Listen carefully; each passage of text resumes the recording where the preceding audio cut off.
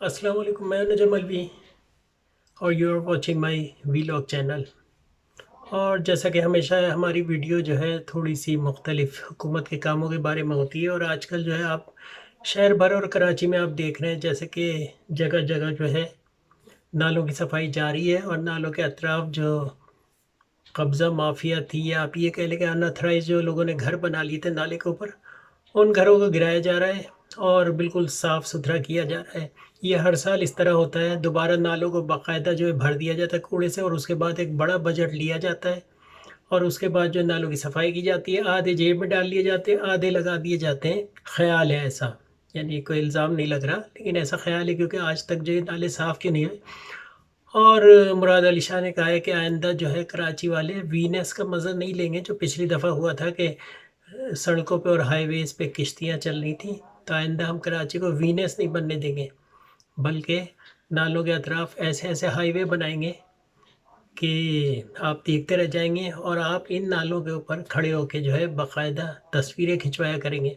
इतनी खूबसूरत रोडें बनाएंगे और तरक्की के काम बहुत तेज़ी से जारी हैं और बड़े बड़े ठेके दिए जा रहे हैं उन लोगों को जो पास्ट में बड़े बड़े ठेके लेके, और जो चीज़ें उन्होंने बनाई थी वो 4 दिन में टूट चुकी थी। और आइंदा भी ऐसे ही होगा, जैसे कि आपको पता है, क्योंकि अब आवाम को तो किसी बात पे यकीन आता नहीं। और क्या आपको यकीन आएगा? आप लोगों से पूछा यकीन आएगा तो कमेंट्स में लिख लें, अगर ये जो हरकतें हो रही हैं इसका यकीन। खाली ये कि एक बड़ा बजट मिला है और उस बजट को जो है कहाँ कहाँ लगाना चाहिए, तो ये दिखावे के तौर पे काम हो रहा है। इस दफ़ा फिर बारिश होगी और इस दफ़ा फिर वीनेस का मज़ा लेंगे कराची वाले। और बारिश का पहला ख़तरा पड़ते ही केएससी की लाइट चली जाएगी और उसके बाद जो है ये कहा जाएगा कि लोगों की जान बचाने के लिए हमने लाइट बंद की। जबकि यूरोप वगैरह और बहुत से मुल्कों में 24-24 घंटे बारिश होती है, लेकिन लाइट नहीं बंद होती। लेकिन हमारे यहाँ पहले ख़तरे के साथ ही पहले तो लाइट बंद हो जाती है। अगर लाइट बंद ना हो तो ये कि पूरे शहर से रिपोर्ट आती है कि 8-10 लोगों को जो है तार गिरने से करंट लगे और वो चिपक गए। तो उनसे बचने के लिए जो है केएससी वाले लाइट बंद कर देते हैं, क्योंकि उन्हें पता है कि भाई उनके तार जो है वो इस किस्म के हैं कि पहली बारिश में शॉर्ट सर्किट होगा और तार जो है ज़मीन में गिरेंगे, और पानी में जब गिरेंगे तो सारे लोग जो है वो करंट लगने से काफ़ी लोगों की मौत भी हो सकती है। और ये सालों से काम जारी है, ये ख़त्म नहीं हो रहा, आइंदा भी होगा। अल्लाह ना करे लेकिन होगा। इसलिए कि आप लोग जानते हैं कि बारिश होगी, पानी भरेगा। ये जो अंडर पासेस हैं इनमें तो आप खुद देख लीजिएगा पानी भरेगा। और जबकि दुनिया भर में बारिशें होती हैं कोई पानी नहीं भरता, लेकिन हमारे यहाँ भरेगा। हमारे यहाँ नालों में कूड़े क्यों फेंके जाते हैं? इसलिए कि कूड़ेदान ही नहीं रखे जाते।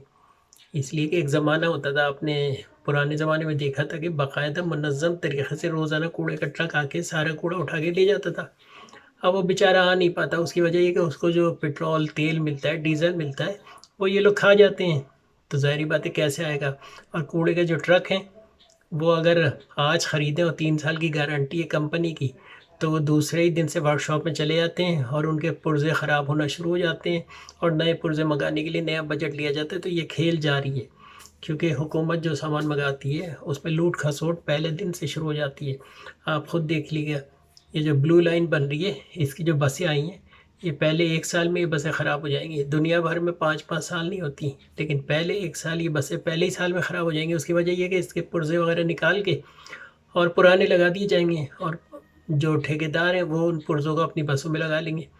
ये ड्रामा होता रहता है। वर्कशॉप में हर वक्त जो है ख़राब बसें लाई जाती हैं, लंबे लंबे बिल बनाए जाते हैं, हुकूमत से वसूल किए जाते हैं, और बीच के लोग खाते रहते हैं। जिनका जिनका काम है इस सब को ठीक रखना, वही खा जाते हैं। जितनी भी क्रेनें पाकिस्तान में आती हैं उन क्रेनों के पुर्ज़े वगैरह भी यकीनन इसी तरह जो है बिल बनाए जाते हैं, क्योंकि ज़ाहिर बात है हमारे मुल्क में सिस्टम तो ठीक चल नहीं रहा, क्योंकि जिसके हाथ में होता है वही पैसे खा रहा होता है, यानी ऊपर से लेकर नीचे तक। अब देखें, एक चीज़ और देखें, नवाज शरीफ साहब हैं, उनको सज़ा ही नहीं हो पा रही।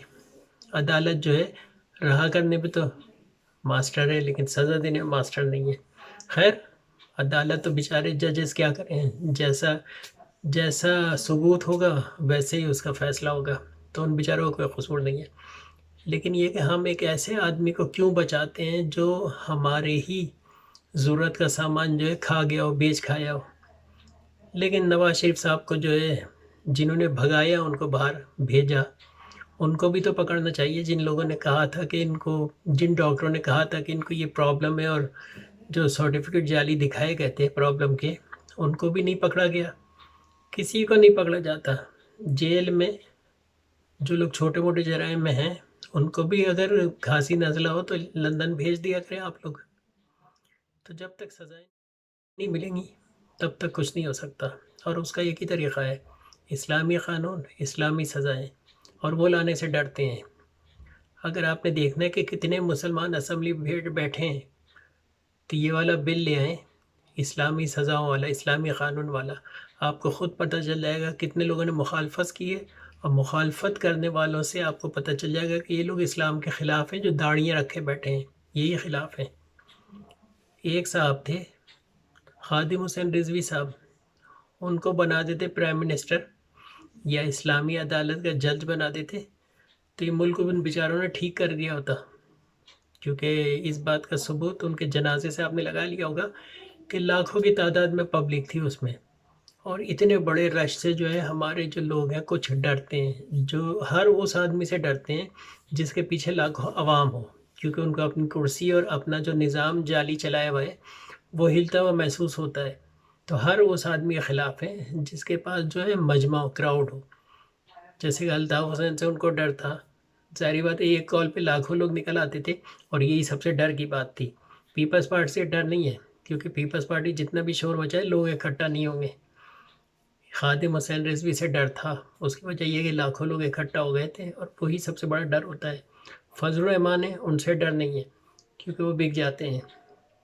ظاہری بات ہے انہیں تو سیٹ چاہیے، ان کو سیٹ دیں، کل سے وہ گھر پہ بیٹھ جائیں، کہیں گے لعنت بھیجو پی ڈی ایم کو، میں بس ٹھیک ہوں، میری لینڈ کروزر مل گئی ہے، 10,000 لیٹر پیٹرول سال کا مجھے فری ملے گا، اور میرے بھائی بہنوں کو سب کو وزارتیں وغیرہ مل گئی ہیں، تو اب مجھے روڈ پہ نکلنے کی کیا ضرورت ہے۔ اور زرداری صاحب اس وقت اس صدی کا سب سے بیسٹ سیاستدان زرداری ہے۔